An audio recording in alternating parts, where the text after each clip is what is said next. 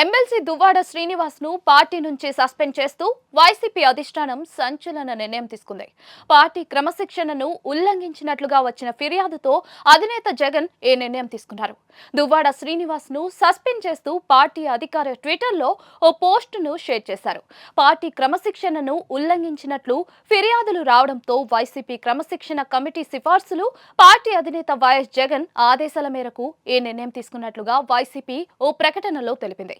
ఆయన వ్యక్తిగత జీవితానికి సంబంధించిన వివాదాలు, ముఖ్యంగా దివ్వెల మాధురితో సంబంధం, కుటుంబ సమస్యలతో పార్టీ ప్రతిష్టను దిగజార్చాయి. ఈ వివాదాల నేపథ్యంలో పార్టీ ఈ నిర్ణయం తీసుకున్నట్టుగా తెలుస్తోంది. అయితే గతంలో ఆయన ఓ ఇంటర్వ్యూలో మాట్లాడుతూ తన వల్ల పార్టీకి ఇబ్బంది పడుతుందని, వైసీపీ నుంచి సస్పెండ్ చేయాలని తానే స్వయంగా కోరినట్టుగా దువ్వాడ శ్రీనివాస్ వెల్లడించారు.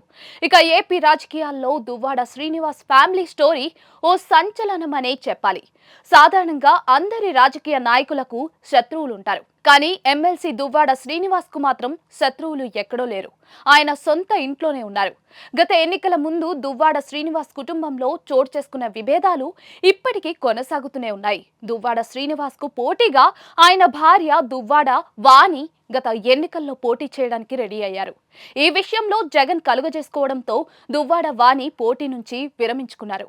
ఎన్నికల్లో ఓడిపోయిన తర్వాత దువ్వాడ శ్రీనివాస్ కుటుంబ కథా చిత్రం మరో మలుపు తిరిగింది. దువ్వాడ శ్రీనివాస్ భార్య దువ్వాడ వాణిని కాదని దివ్వెల మాధురితో సహజీవనం చేస్తూ ఉన్నారు.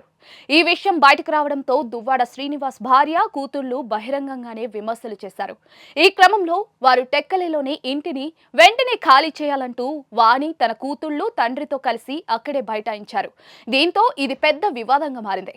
ప్రస్తుతం దువ్వాడ శ్రీనివాస్ సహజీవనం వ్యవహారం అయితే కోర్టులో నడుస్తూ ఉంది. ఇటువంటి సమయంలోనే జగన్ దువ్వాడ శ్రీనివాస్ ను పార్టీ నుంచి సస్పెండ్ చేస్తూ కీలక నిర్ణయం తీసుకున్నారు.